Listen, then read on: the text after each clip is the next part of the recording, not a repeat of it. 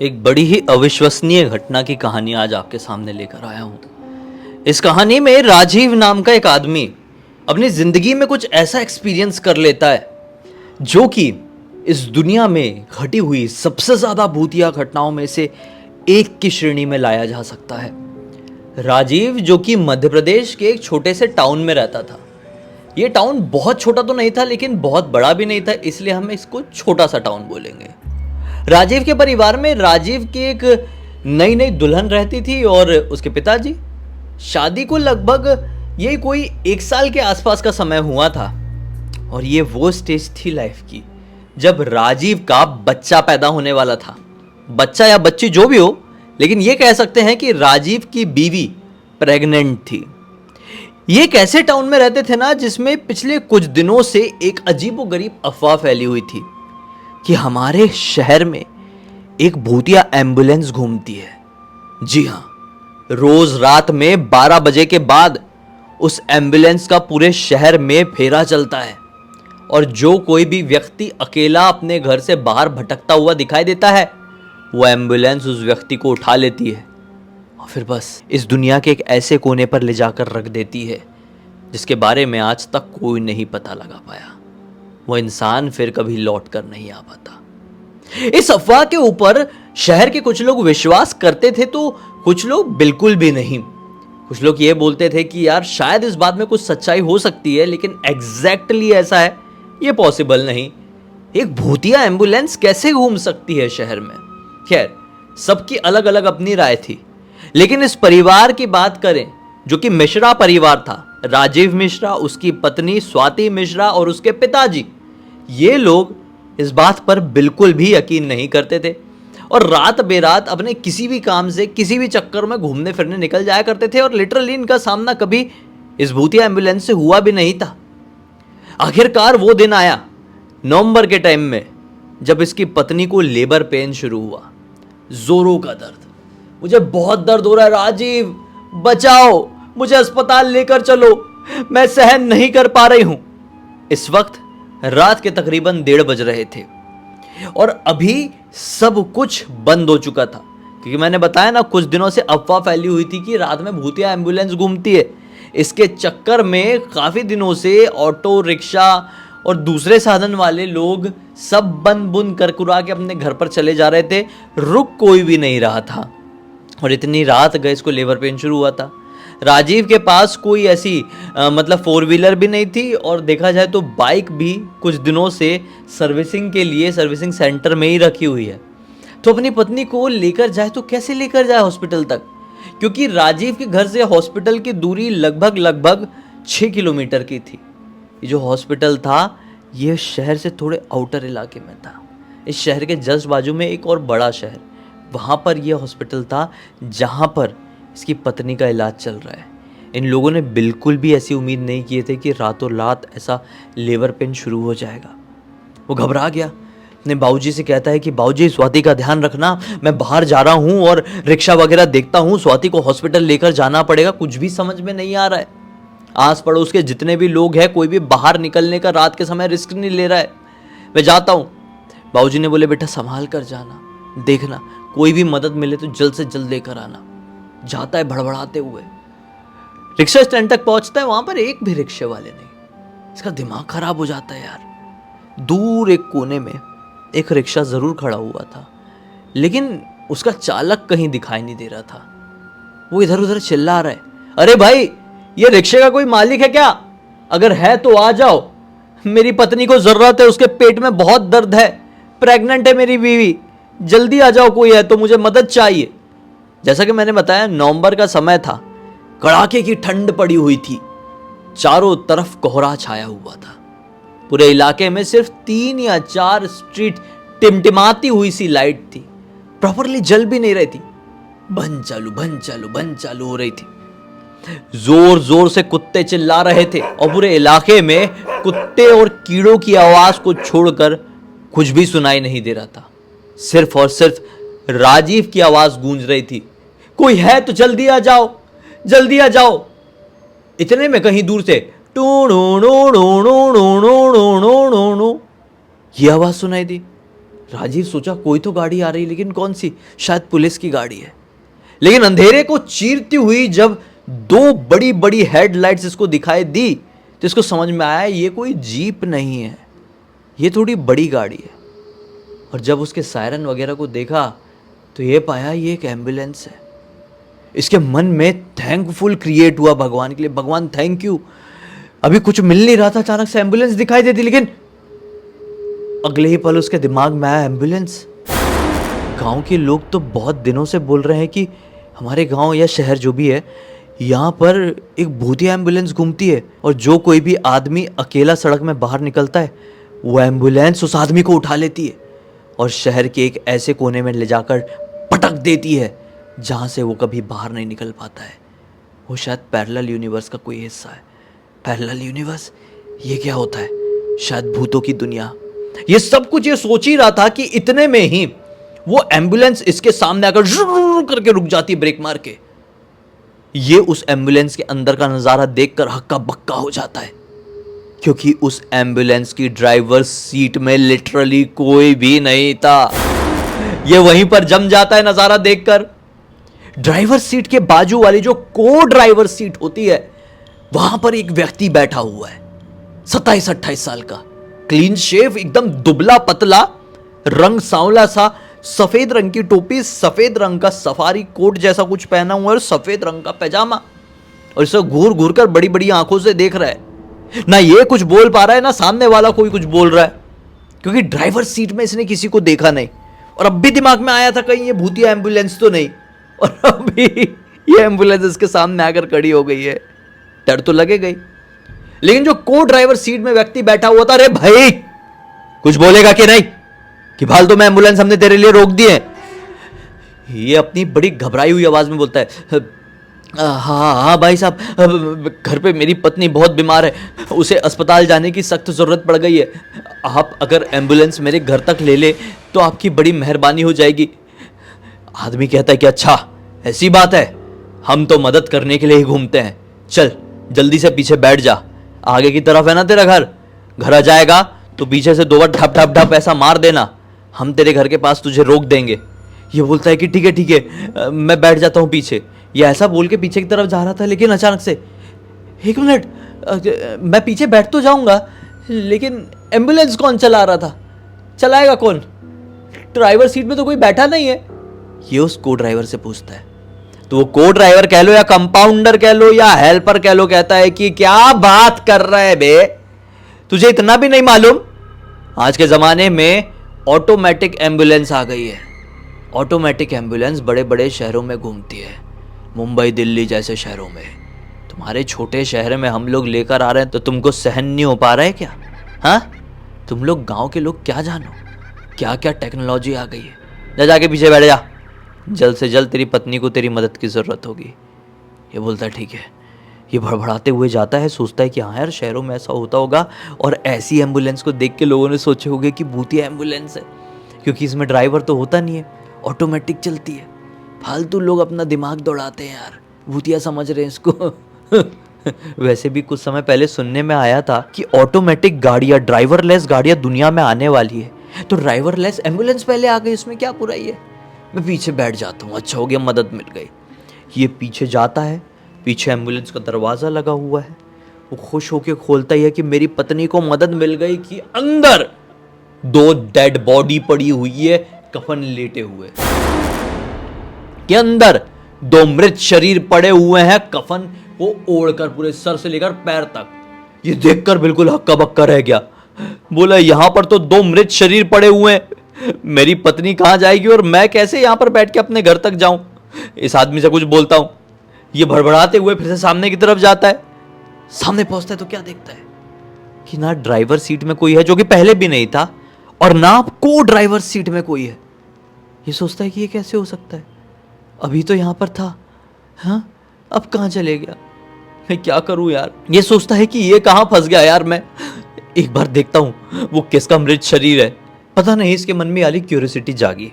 घर पे पत्नी की हालत खराब है, लेकिन इसको एक अनजानी एम्बुलेंस में अनजाने मृत शरीर का चेहरा जरूर देखना है। ये गया और वो जो मृत शरीर था ना, उनमें से कांपते हुए हाथों के साथ एक के चेहरे के ऊपर से जैसे ही कफन हटाया तो इसका दिमाग के पुर्जे ढीले हो गए, क्योंकि वो जो मृत शरीर था पहला वाला किसी और का नहीं बल्कि उसी व्यक्ति का था जो कि ड्राइवर सीट के बाजू में बैठा हुआ था। वही जो कंपाउंडर बोल रहा था मैं जिसको, वही जिसको हेल्पर बोल रहा था उसका। इसका दिमाग खराब हो गया। बोला ये आदमी तो सामने एम्बुलेंस में था, अब भी मुझे बोला पीछे जाके बट ये यहाँ पर ऐसा कैसे मरा, कैसे पड़ा हुआ है। ये कुछ भी समझ पाता, बोल पाता किससे पहले इसको ढक से पीछे से आवाज आती है और ये पलट कर देखता है तो एम्बुलेंस के दरवाजे जो खुले हुए थे अब बंद। यह एम्बुलेंस में बंद हो गया। भागते भागते दरवाजे के पास जाता है, अरे खोलो मुझे, निकालो, ये क्या दो मरी हुई चीजों के साथ मुझे छोड़ दियो, खोलो खोलो खोलो। इतने में एम्बुलेंस चालू जाती टुक टुक टुक टुक टुक टुक टुक, और एम्बुलेंस चालू होके चलना शुरू कर देती है। ये बोलता है ये क्या हो रहा है, और पूरे रास्ते जोर जोर से चिल्ला रहा है बचाओ बचाओ, कोई तो खोल दो, मैंने किसी का कुछ नहीं बिगाड़ा। एम्बुलेंस बड़ी स्पीड में चल रहे, जू जा। दोनों शरीरों के ऊपर जो कफन उड़े हुए थे वो भी हट जाते हैं और ये अब बहुत क्लियर देख पा रहा है कि एक शरीर तो उसी का है जिसने मुझे बैठने के लिए बोला, ये दूसरा कौन है। मैं पक्का किसी भूतिया एम्बुलेंस में फंस गया हूँ, मुझे कुछ समझ में नहीं आ रहा है। ये तो वही है जो मरा हुआ है जो सामने मुझे मिला था और ये पक्का वो ड्राइवर रहा होगा। साला क्या मुसीबत आ गई। और ये गाड़ी चली जा रही है, जू जू जू जू सायरन के साथ चली जा रही है। लगभग 15 मिनट चलने के बाद झटके से टुर्र करके रुकती है और ये भी मुंह के बल गिर जाता है अंदर के अंदर। फिर कोई तो भी एम्बुलेंस को बंद करता है, उतर के पीछे तरफ आता है। इसको क्लियर सुनाई दे रहा है कदमों की आवाज़ से बाहर की तरफ से आ रही हुई, और एम्बुलेंस का दरवाज़ा खुलता है। देखता है कि 2 आदमी खड़े हुए हैं। वो 2 आदमी कोई और नहीं बल्कि यही दोनों हैं जिनका मृत शरीर ये एम्बुलेंस के अंदर पड़ा हुआ है। ये देखकर फिर से जम गया उन लोगों को। बोलता है भाई साहब आप लोग क्या चाहते हो, कौन हो, मुझे माफ कर दो, ये भी तो आप दोनों ही हो और आप दोनों भी आप दोनों ही हो। मैंने किसी का कुछ नहीं बिगाड़ा हो, मुझे भगवान के नाम पे छोड़ दो। ए चुप, हट चुप। तुझे अपनी पत्नी के लिए मदद चाहिए थी ना? हाँ मुझे चाहिए थी, तो हमने कर दिए। देख सामने अस्पताल है और यहीं पर तेरी पत्नी भर्ती है, जा अपनी पत्नी के पास जा, हो सकता है उसका बच्चा भी अब तक पैदा हो गया हो। ये बोलता है कि ठीक है देखता हूँ मैं, और बड़ी हिम्मत करके उतरता है। और जैसे ही नीचे उतरा तो देखा कि एम्बुलेंस एक ऐसे इलाके में खड़े हुई है जो कि चारों तरफ से सुनसान और अंधेरे से भरा हुआ है। यहाँ पर और भी ज़्यादा ठिठुरा देने वाली, जमा देने वाली ठंड लग रही है। और थोड़ी आगे एक छोटा सा झोपड़पट्टी जैसा हॉस्पिटल है और वहाँ से इसकी पत्नी की चिल्लाने की आवाज़ सुनाई दे रही है, बचाओ राजीव, राजीव जल्दी आ जाओ, मुझे बहुत दर्द हो रहा है राजीव। ये आओ सोचता है ना ताओ, और भागता है सीधे अंदर की तरफ। अंदर की तरफ जैसे ही भागा, वो दरवाज़ा था एक, उसका दरवाज़ा लगा तो दरवाजे को खोल के अंदर घुसा तो देखता है कि यह अजीबोगरीब दिखने वाले अस्पताल में सिर्फ एक ही बेड है और इस एक बेड के ऊपर इसकी पत्नी दर्द से करा रही है, बचाओ मुझे राजीव, मुझे बहुत दर्द हो रहा है। और सामने एक औरत बैठी हुई है जो उसकी डिलीवरी करने की कोशिश कर रही है, नॉर्मल डिलीवरी। उसका जो घूंघट है वो पूरा उसने यहाँ तक का, अपने पेट तक का घूंघट ओढ़ी हुई है, काले रंग के कपड़े पहनी हुई है।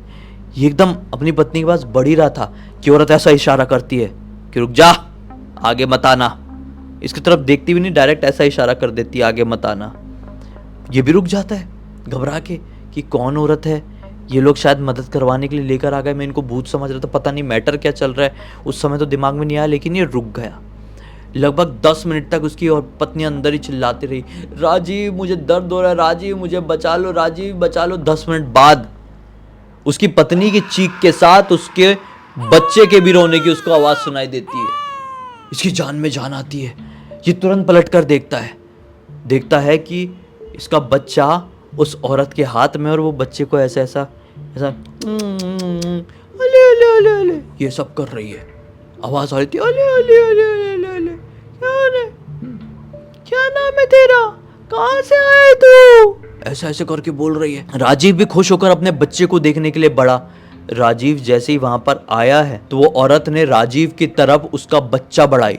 राजीव ने जैसे ही अपने बच्चे का चेहरा देखा, उसका दिमाग फट के हाथ में आ गया, क्योंकि उसका बच्चा दिखने में एक आम बच्चा नहीं, बल्कि उसी कंपाउंडर के जैसा दिखाई दे रहा है जिसने इसको एम्बुलेंस में बैठने के लिए बोला। उसी के जैसा दिखाई दे रहा है जो कि एम्बुलेंस के अंदर कफन के नीचे मृत रूप में पड़ा हुआ था। बिल्कुल उसी के जैसा दिखाई दे रहा है जिसे ये भूत समझ रहा था। ये देखकर कांपने लगता है और अपनी पत्नी की तरफ देखता है। तुम यहां तक कैसे पहुंची? और बाबूजी कहां पर है? औरत की आंखों में, दोनों आंखों में ऐसे आंसू है। औरत बोलती है, बाबूजी, बाबूजी देखो वो है। ये भी अपनी पत्नी के इशारे को फॉलो करते हुए उसी तरफ देखता है जिस तरफ उसकी पत्नी उसको दिखाना चाह रही है कि मेरे बाबूजी कहां है, मेरी पत्नी कहां दिखा रही है। और वो पलट कर देखता है तो क्या पाता है?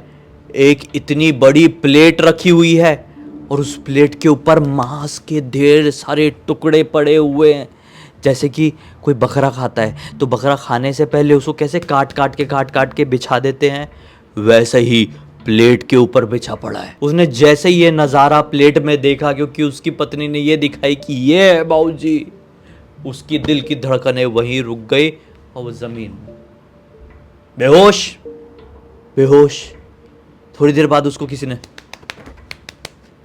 ऐसे चटचटा के मारा। उसने अपनी आंख खोला तो खुद को एक घने जंगल में पाया, एक पेड़ से उल्टा लटका हुआ। किसने मारा मुझे? कौन है यहाँ पे? मैं कहां पे हूं? कितने में उसके पीछे से एक अजीबो गरीब दिखने वाला दानव चलकर आया, जिसे आप लोग एक क्रीपी क्रिएचर कह सकते हैं। ये दानव दिखने में कैसा था? एकदम दुबला पतला, उसकी लंबी सी पूंछ थी जैसे छिपकली की होती है, पूरा छिपकली दिख रहा है। और उसकी जीभ जैसे जैसे सांप की होती है ना, ऐसे करके एकदम पतली सी ऐसी लंबी से ऐसी दिखाई दे रही है। उसकी बिना पलके वाली बड़ी बड़ी आंखें इसको इतना डरा रही थी जिसकी कोई लिमिट नहीं। इसके पास से ऐसी दुर्गंध आ रही थी कि मैं क्या ही एक्सप्लेन करूं। ये जोर से चिल्लाया, झटका लिया और इसके पैर जो बंधे हुए थे ऊपर किसी चीज से, वो छूटे भाई। ये जैसे ही गिरा ना, पूरी ताकत लगा के उठ के ऐसा भागा है कि मैं आपको क्या बताऊं, गंदी तरीके से भागा है। अब भागते भागते किस्मत से ये जंगल से बाहर मेन रोड में आया और मेन रोड में आ रही थी एक तेज रफ्तार वाली कार और उससे धाड़ ये जमीन पर गिर गया। इसके बाद का इसको कुछ नहीं मालूम। जब वापस से आंख खुली तो अपने आप को एक हॉस्पिटल में पाता है और फिर चिल्लाते हैं, अरे यार मैं फिर से एक हॉस्पिटल में पहुंच गया, बचाओ मुझे यहां से कोई निकालो। कि कहीं से भागते उसके पिताजी आते हैं, अरे बेटा बेटा क्या हो गया, तू ठीक तो है, होश में आ गया, ठीक है ना? हाँ बाबूजी मैं ठीक हूँ, आप तो ठीक है ना? बाबूजी बोलते हाँ हाँ मैं ठीक हूँ। और तू कहाँ चले गया था, क्या हो गया तेरे साथ? तेरी पत्नी का बेटा भी पैदा हो गया है। ये बोलता है क्या बाबूजी, क्या बेटा दिखने में कैसा है, नॉर्मल है? बाबूजी बोलते हैं हाँ बेटा नॉर्मल है और नॉर्मल डिलीवरी से ही पैदा हुआ है, चल दिखाता हूं तुझे। ये भागते हुए पिताजी के साथ जाता है, देखता अपने बेटे को, अपनी पत्नी को खुश। बेटा पूरी तरीके से नॉर्मल है, पत्नी पूरी तरीके से नॉर्मल है, सब कुछ नॉर्मल। अब पिताजी बोलते हैं कि बेटा तेरे साथ हुआ क्या था, बता तो सही। बोलता है बाबूजी पहले आप ये बताओ कि आप यहाँ पर कैसे? तो बाबूजी बताते कि बेटा तुझे गए हुए 10-15 मिनट हो गए, तू आया नहीं। तो फिर मैं बाहर निकला, मैंने सोचा मैं ही किसी की मदद मांगता हूँ, तू पता नहीं किधर निकल गया। बहू को बहुत दर्द हो रहा था, मैं बाहर निकला ही हूँ कि एक ऑटो वाला दिख गया। इतना भला आदमी यार, वो बहू को इतने अच्छे से यहाँ पर बिठा ला और हॉस्पिटल लेकर आ गया कि मैं क्या बताऊँ। यहाँ पर बहू की बिल्कुल नॉर्मल डिलीवरी हुई ही थी। मैं सोचा ही था कि तू यहाँ पे होता तो कितना खुश होता। कितने में एक तेज रफ्तार से कार हॉस्पिटल के सामने आई। कार से उतरा एक आदमी और उसने कार के अंदर से तुझे बेहोशी की हालत में निकाला। मैं तो देखकर वहीं पर जम गया बेटा। फिर तुझे अंदर लेकर गए हैं। आदमी ने बताया पता नहीं तू कहाँ से जंगल तरफ से भागते हुए आया, उसी गाड़ी के सामने कूद पड़ा। तब ये राजीव ने अपने पिताजी को पूरी बात बताया कि मेरे साथ ऐसा ऐसा हुआ था पिताजी। पिताजी ने बोले क्या बात कर रहा है बेटा, दिखने में कैसा था वो आदमी, कैसा दिख रहा था वो को ड्राइवर, वो कंपाउंडर? तो उसने बताया कि पिताजी वो सांवला सा था और उसके ना गाल में यहाँ पे एक छोटा सा काले रंग का निशान था। और उसी समय राजीव की दिमाग की बत्ती घूमी और ये भागा अपनी पत्नी और अपने बच्चे के पास दौड़ते दौड़ते, और फिर से अपने बच्चे के चेहरे की तरफ ध्यान से देखा तो बच्चे के भी गाल में बिल्कुल एग्जैक्ट इसी पॉइंट में काले रंग का दाग था, हूबहू वही जो कि उस कंपाउंडर के गाल में देखा था। ये वहीं पर फिर से चक्कर खाकर गिर जाता है और होश में आता है सीधे 1 दिन बाद।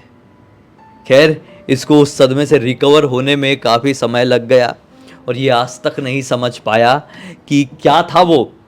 ये कोइंसिडेंस था, मेरे दिमाग का एक बेमतलब की उपज थी, या फिर सचमुच में मेरा सामना कोई ऐसी पैरानॉर्मल एनर्जी से हो गया जिसको मैं चाहूँ तो कभी नहीं समझ सकता। मैं क्या, पूरी दुनिया का कोई भी व्यक्ति नहीं जान सकता। इस पूरी घटना की जानकारी मुझे किसी और ने नहीं बल्कि खुद राजीव के एक दोस्त सुमित ने इंस्टाग्राम पर लिख कर भेजा। बोला कि भाई ये कहानी आप पूरी दुनिया को बताओ। राजीव ने कई बार ये किस्सा हमारे सर्कल में बता चुका है और बहुत सारे लोग जो नए नए राजीव से मिलते हैं ना, राजीव को थोड़ा सा क्रैक समझते हैं, लेकिन ऐसा नहीं है। हमको मालूम है राजीव जो बोल रहा है उसके पीछे कुछ तो सच्चाई हो सकती है, क्योंकि राजीव पूरी तरीके से नॉर्मल बिहेव करता है। सिर्फ यही बात बताते हुए थोड़ा सा वो अजीब सा हो जाता है। तो इसी रीज़न से ये कहानी मैं आपके सामने लेकर आ गया। आप लोग बताओ, आपको क्या लगता है इस कहानी के ऊपर? अपनी कोई टिप्पणी दो कमेंट सेक्शन में। इसी साथ साथ अब तक देख लियो तो लाइक ज़रूर कर देना, चैनल को सब्सक्राइब करके बेल आइकन दबा के ऑल के ऑप्शन में क्लिक करना, क्योंकि इसी तरह के हैरान कर देने वाले खौफनाक वीडियोस डेली आप लोग के सामने लेके आता रहता हूँ। इंस्टाग्राम के लिंक इस वीडियो के डिस्क्रिप्शन बॉक्स में मिल जाए, क्लिक करके डायरेक्टली वहाँ पर पहुँच जाना। और इसी तरह की कोई भी कहानी, टॉपिक या जानकारी आप लोग के पास भी है तो लिख भेजना। हो सकता है मेरा अगला वीडियो कल आपके हिसाब से ही बन रहा हो। तो चलिए कल फिर से मिलते हैं, तब तक के लिए बहुत बहुत धन्यवाद। आपका दिन शुभ हो।